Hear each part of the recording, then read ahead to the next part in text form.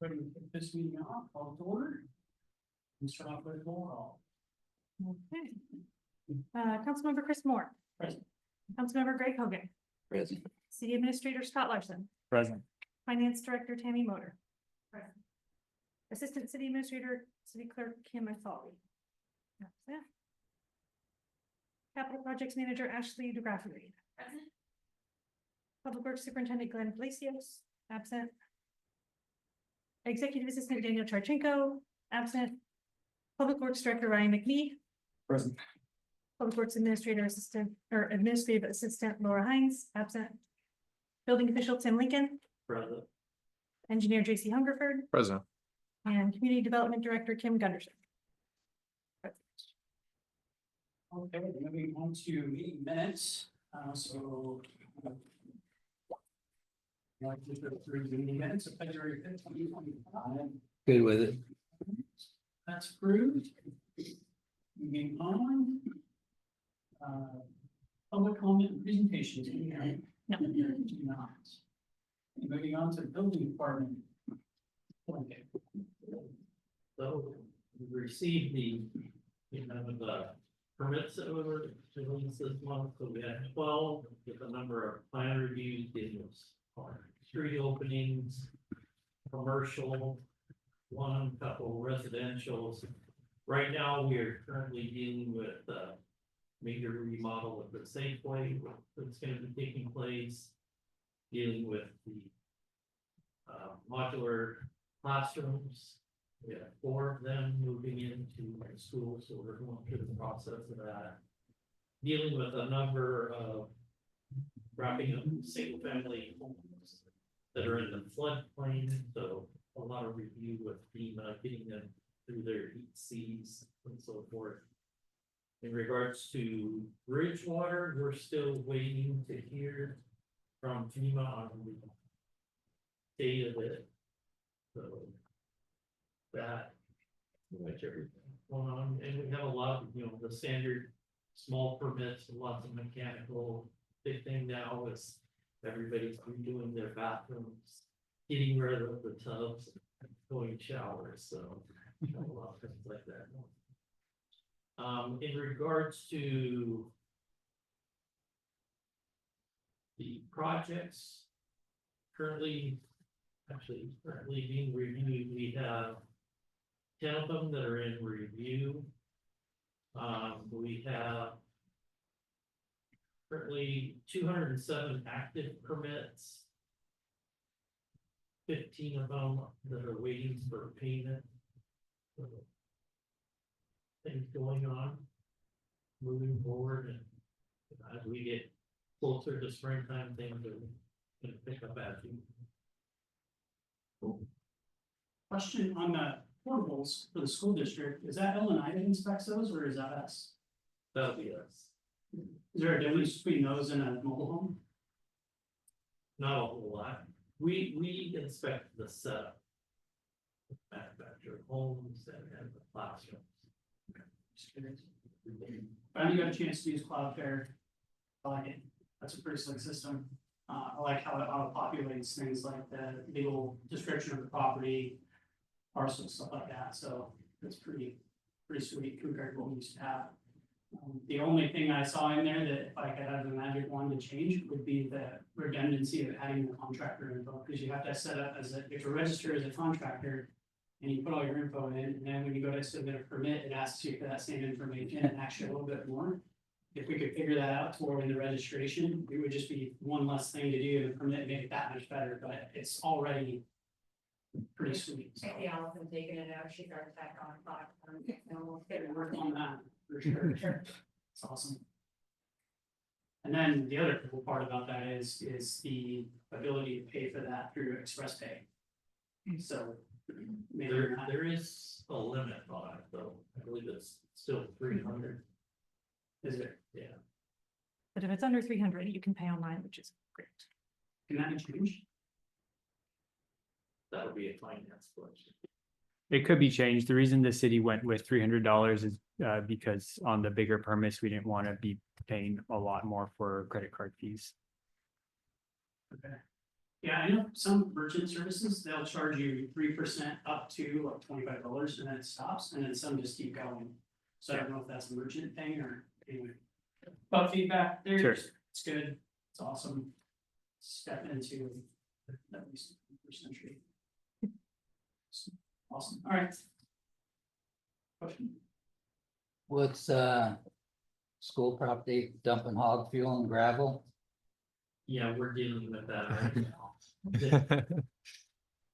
They're basically because of losing all their parking, a large amount of parking because of the portables, they're trying to create additional parking, so we're trying to work through that right Okay, We wrote to JCN to make sure that there aren't any public works standards that are in conflict with things like field parking lot. The highway, so this is a permit that just came in yesterday, we're still kind of on bearing, but we're all. well, it's good they start work 2 days before then, right? I That's think not, we started before the permit. Yeah. okay, that's what I thought, but I just wanted to check.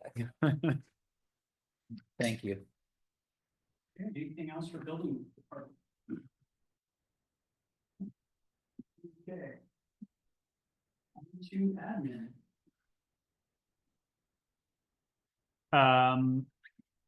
Only thing that, let's see, if I don't want to repeat it, if it's on the agenda for later. Would be goals.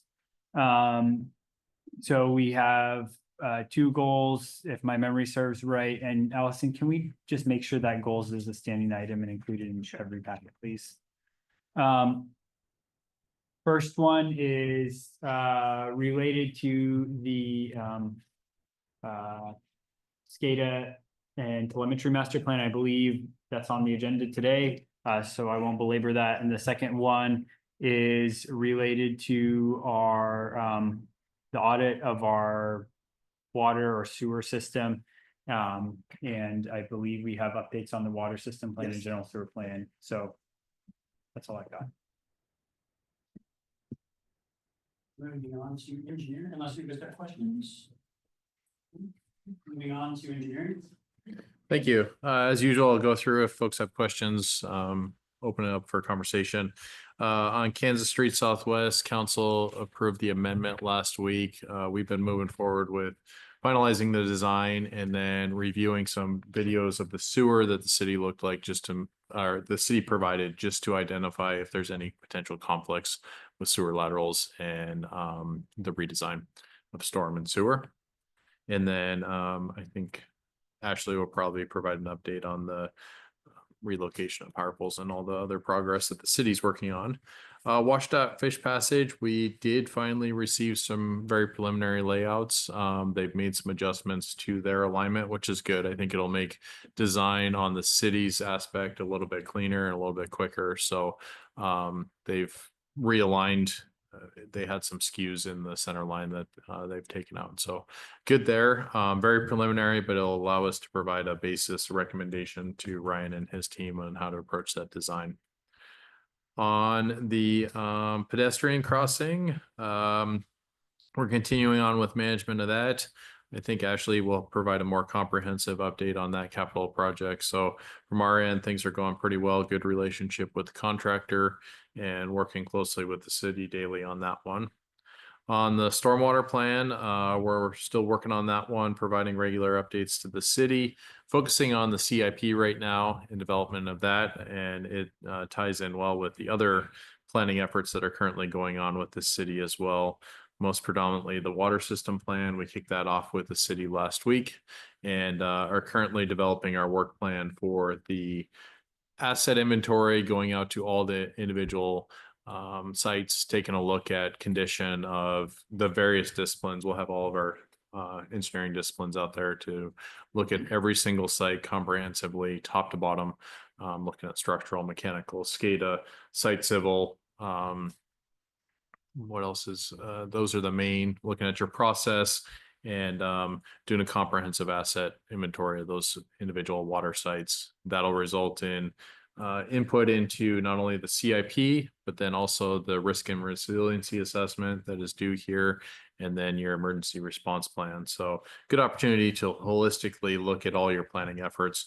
And then I know Ryan will be providing an update on your sewer system plan as well. City design standards kicked off with Ryan and Ashley just yesterday. And so we're going through all the red line markups the city's provided on the various documents.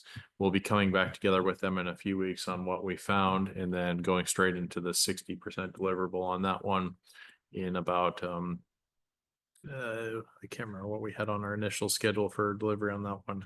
I've got it in front of me here. So we're looking to deliver the 60% of both the standard details and the standard specification in May, and then complete the project at the end of June.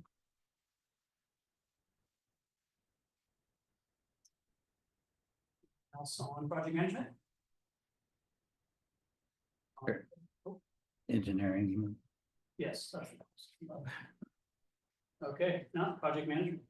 Yes, good afternoon. So on the Kansas Street project, we're finishing up right away. We have just a few more to go and we'll have our right of way secured. So it's very exciting.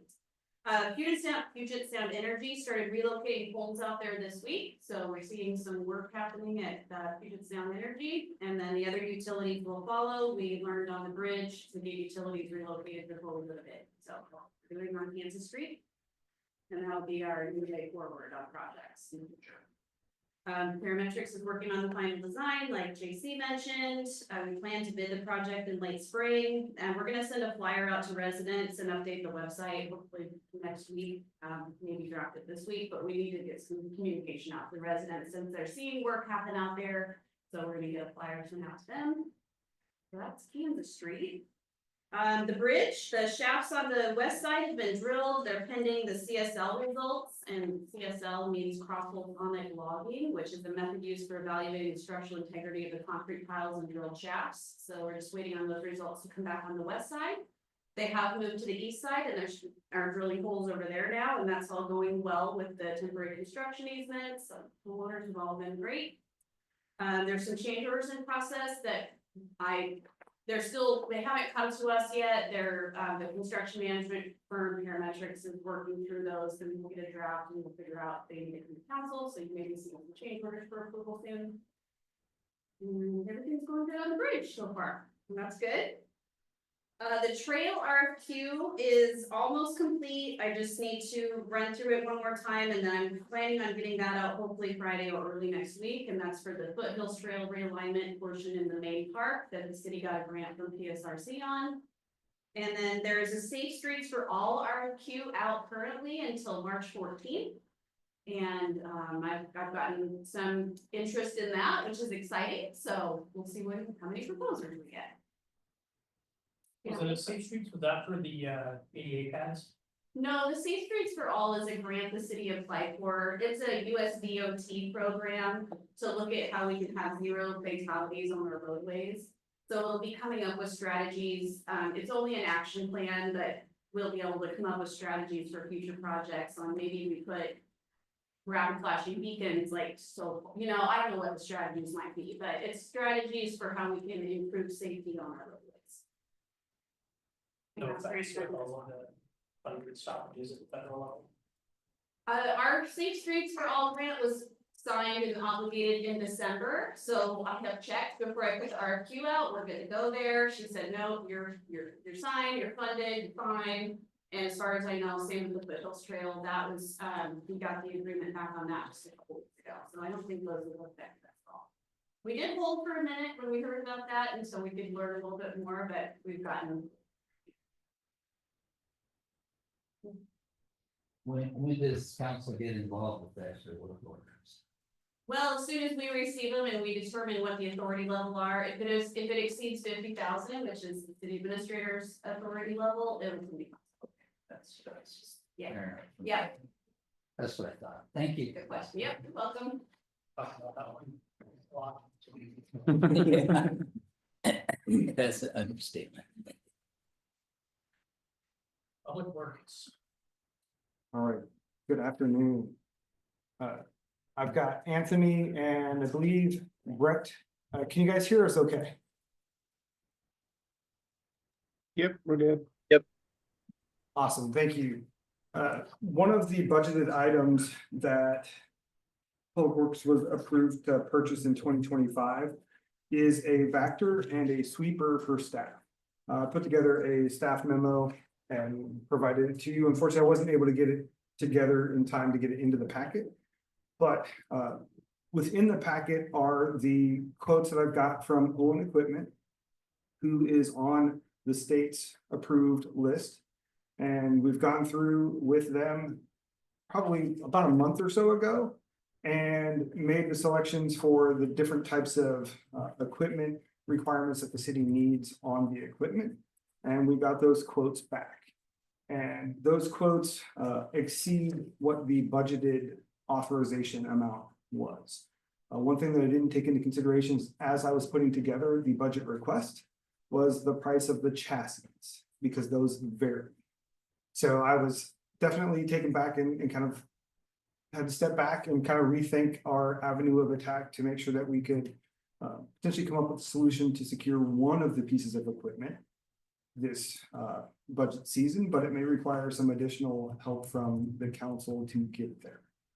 So if you turn your attention to the staff memo, I'll just run through it real quick with you guys. We've got 2 vehicles that were approved down in the discussion. Our Vector truck, the quoted purchase price is $646,555.90. That includes the chassis and the tax for the contract pricing through DES. What I had approved is $450,000. And that leaves us with a shortfall of $196,000 in change. The vehicles, as I've learned from both Brett and Anthony from Owen Equipment, is our Vectors take about 12 to 14 months for them to be manufactured and then delivered to the city. We've got an expected service life of about 20 years on both of those different pieces of equipment. We are working with Owen Equipment to get us a couple different chassis quotes. And Anthony, if you can jump in, or Brett, and just kind of discuss what we're trying to do there, that would be appreciative.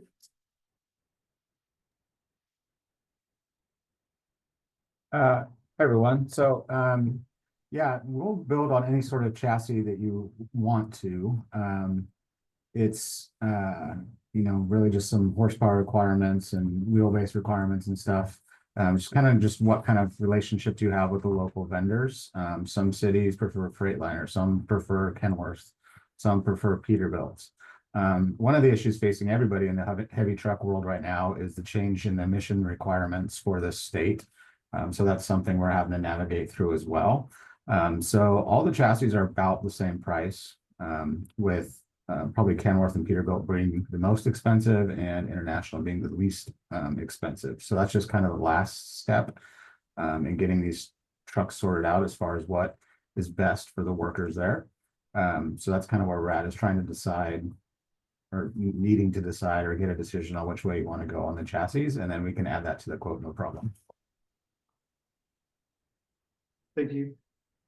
And Pierce County does have some surplus vehicles, but they don't have any of the Vectors at the moment, but they may in the future. The only concern really with buying a surplus vehicle, it's already got a lot of usage, a lot of wear and tear on it. And I would be looking to see all of those maintenance records from the time that they've got it to the end, to make sure everything's been done on a timely fashion and they've had no major issues with that.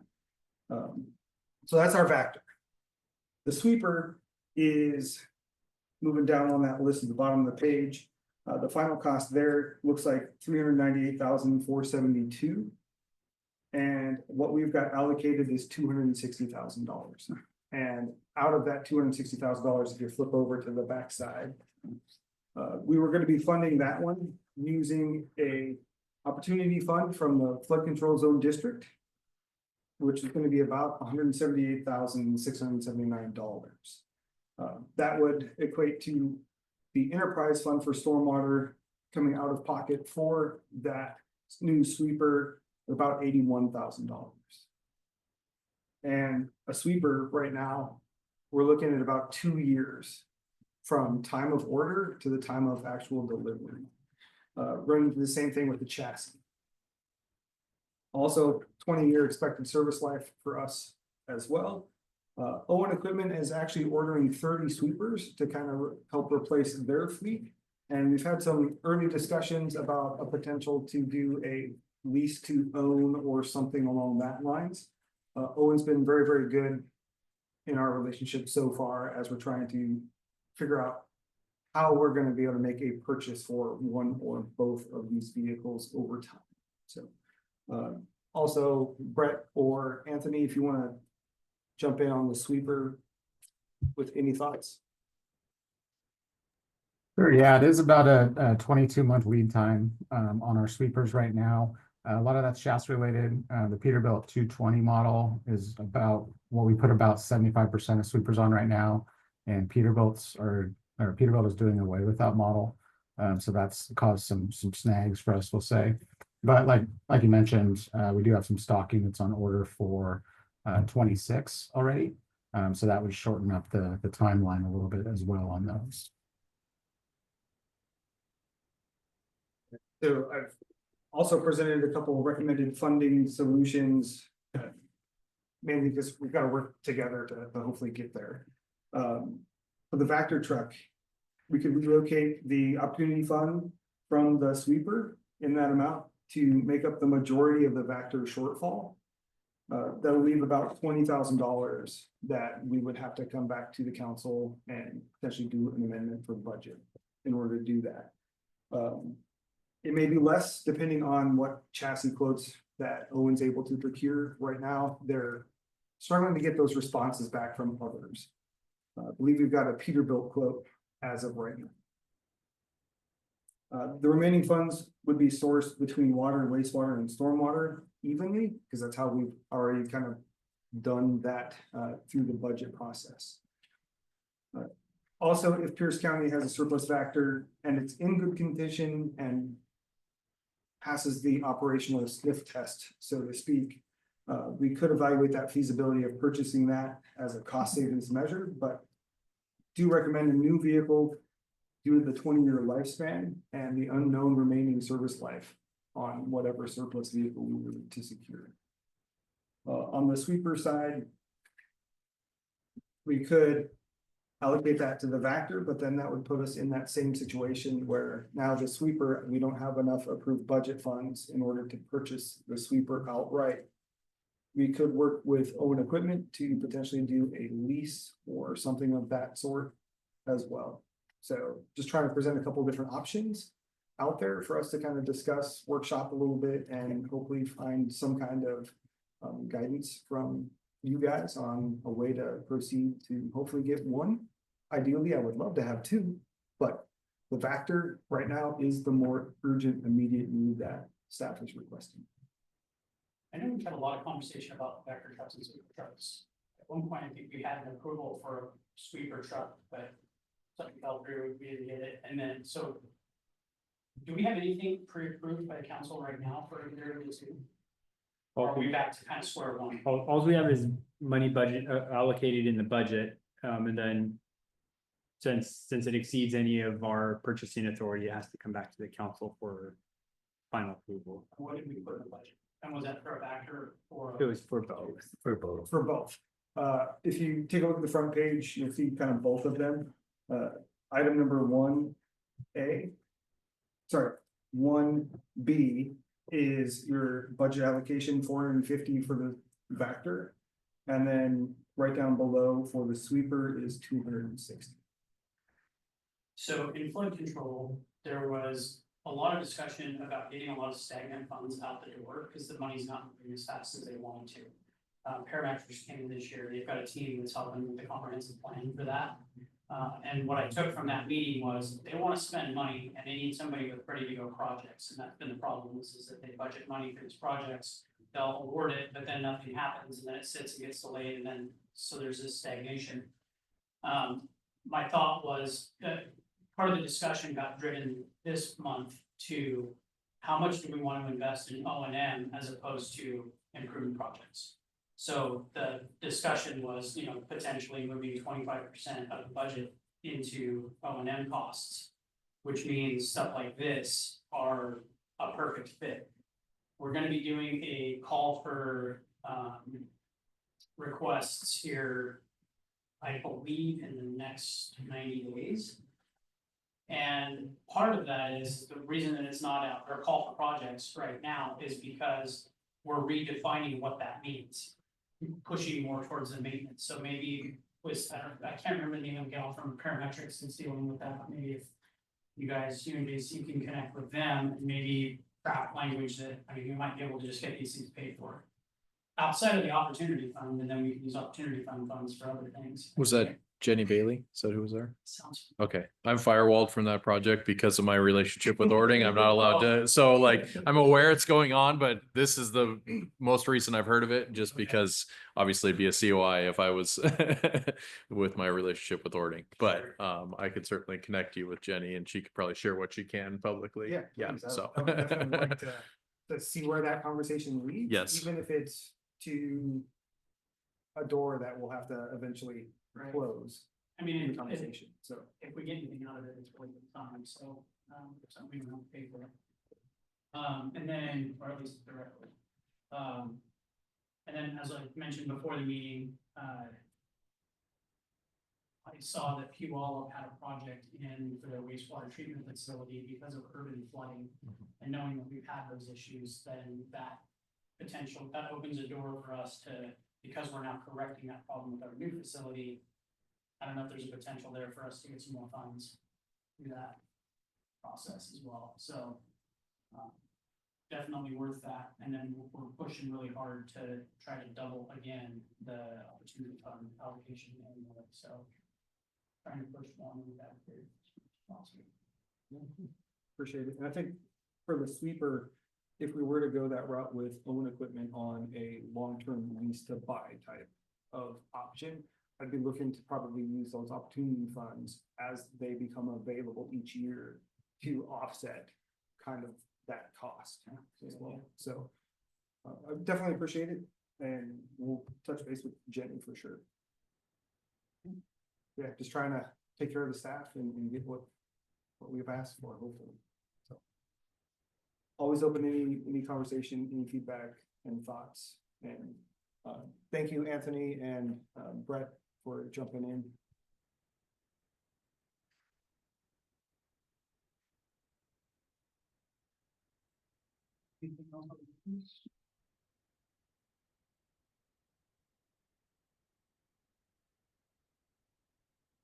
Nothing.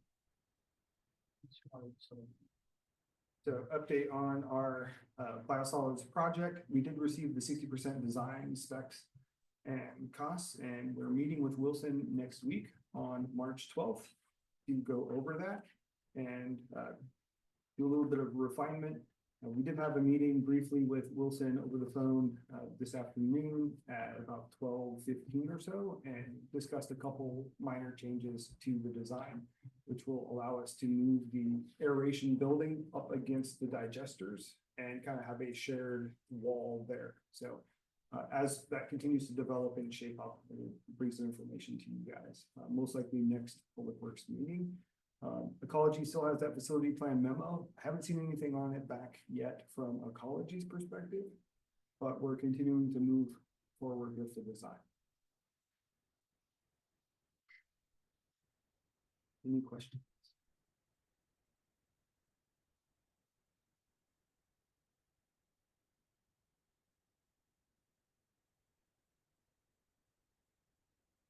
Moving on to the council goal. Telemetry master plan and design. We put the RFP out for about 3.5 weeks, and we got one response. And in the packet, you will see their score and their proposal. And at the moment, I am awaiting loose scope and budget from Parametrics. They were the only bidders that we received. I did have a couple of email requests just asking a little bit of information, and we clarified that. But did not receive anyone else's proposals.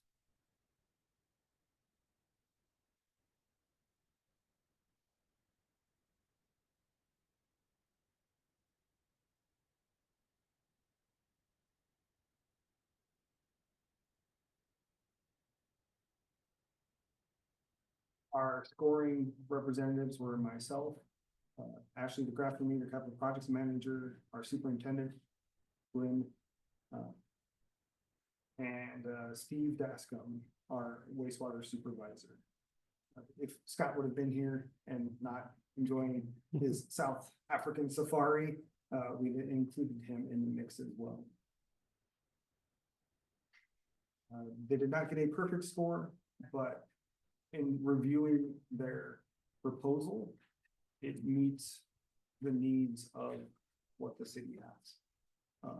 One item that we did discuss at length after scoring was making sure that with our water system plan update, that we didn't have any duplicated efforts within that scope and budget. So we are making sure that that does not occur to where we pay for telemetry information twice as we're going through our water system plan. So we'll be in really good shape.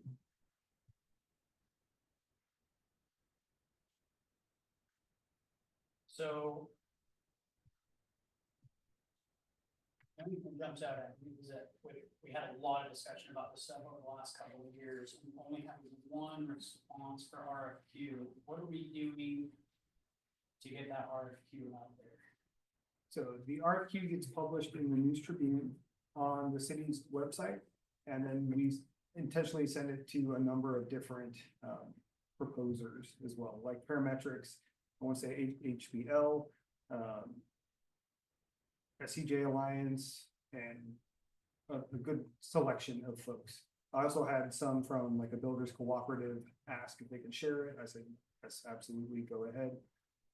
Beyond that, It was like published on MRSC and everybody, or? I'm not sure about MRSC or not, but we do publish it. Cause I know I got no problem with parametrics. My question though is that in due diligence, it's always wise to have multiple people looking at it and giving you information, because you're gonna get different perspectives. And if we've only got one perspective, that's just what we do. I know in the private world, I wouldn't put a project out and just take one bid. I'd be like, no, go back and do more bids. And I think, that's probably gonna be at the discretion of the council, but I would say that a great way to not get responses is using the newspaper, because I don't even remember the last time I picked up a newspaper, and there are other avenues. I mean, I get paid by Plan Hub and by MRSC and City of Tacoma, and I get a ton of solicitations every single day, specifically looking for ones from Porting, and I don't get them. So with that, I think it's diligent for us to be putting that out there in broad form so that people can actually find it. And again, I don't care who does it. I think we need to bring that back with, other vendors having given us something. Because if we get limited to a pool of one, we have zero control over our cost controls. So, and that's not just this, but I mean anything, so. Member Hogan, you got any thoughts on that? No, I agree, but are we gonna send this to study session, discuss it, or what are we gonna do? I mean, there's no reason not to. Right. I think that. In the future, Well, or, no, even in study session, I think that conversation is worthy of discussion. This one, for me, this one is a hot button item because it's been 2 years since we started the process. First time I went into buildings was 2 years ago. Then last year, we had a lot of changes happen, and so we've allocated a lot of money to put towards these projects and money, as we've talked about. And I talked to you guys separately and said, I want to spend this money, I don't care, I just want to get it done. At the same time, we also have a responsibility to the taxpayer to be diligent about how we do that. So, I'll refine the discussion for study session, but that will certainly be a topic that will bring up as we present this in study session. But at the end of the day, it's a council decision as to whether or not you want to move forward with this if the desire of the committee is that we solicit proposals again, staff are happy to do that.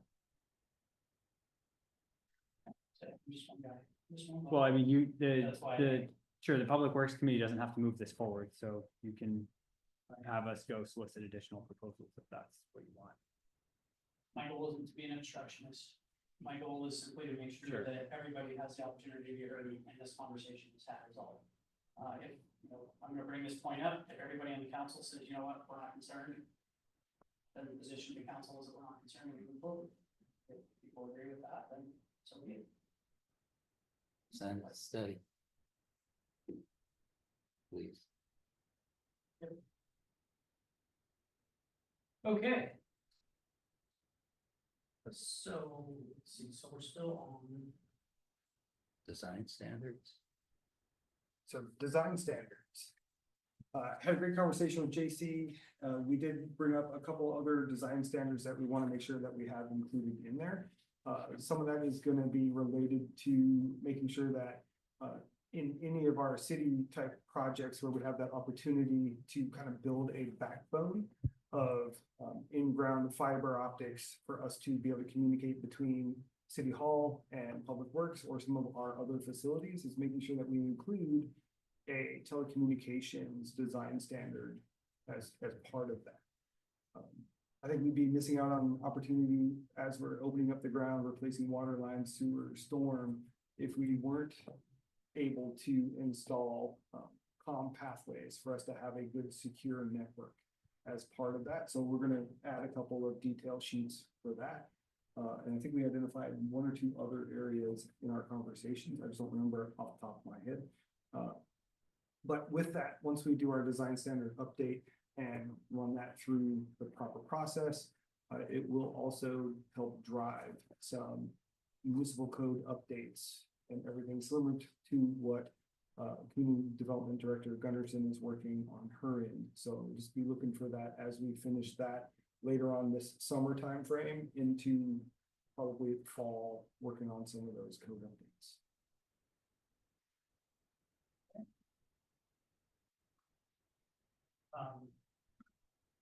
Want to bounce back for a moment to the telemetry in general, outside of the discussion about the RFQ. Given that we have been talking about this now for a couple of years, there's stagnation. Stagnation is understandable if you have kind of watched the process evolve, right, with a number of different factors.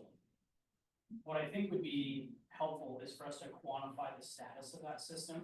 And I was thinking about, well, how do we do that in a way that's, we don't need to get in the weeds, but just some sort of measurement. How do you manage something you don't measure it?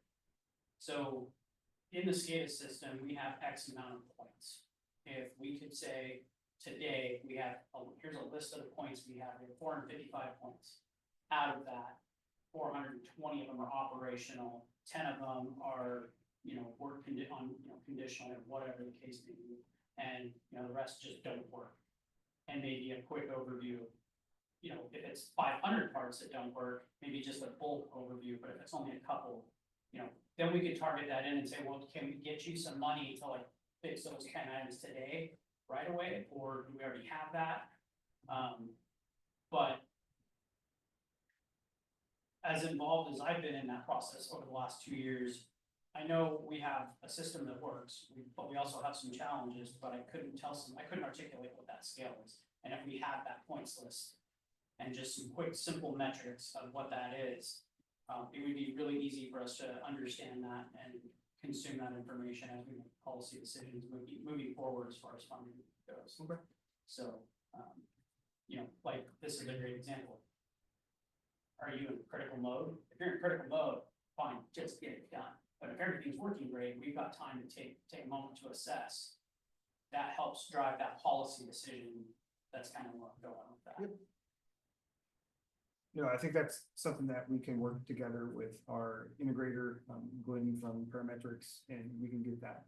I will say, at least in the last year, we have added some points because we've had some issues that were identified because of, for example, the headworks at the plant.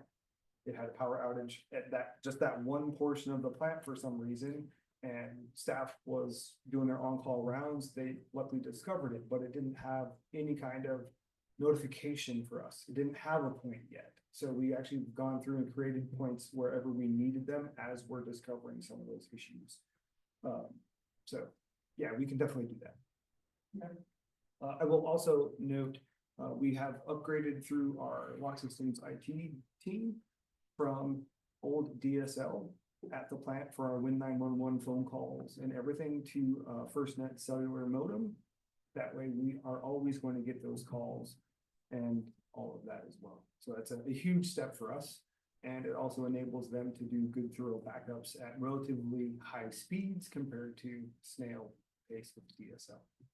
So we're making inroads to get where we need to be more functional and much better. Okay, anything else for public works? Yes, sir. Questions? Okay, finance. I've heard, we're still working on training. All the documents for everything, we did, filling out for some process.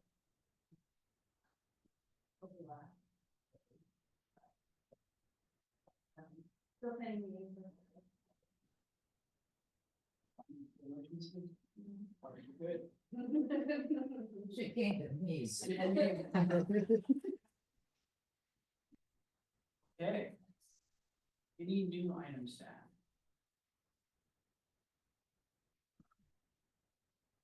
Okay. No roundtable discussions? All right, well, pretty good. We'll go ahead and adjourn. Thanks.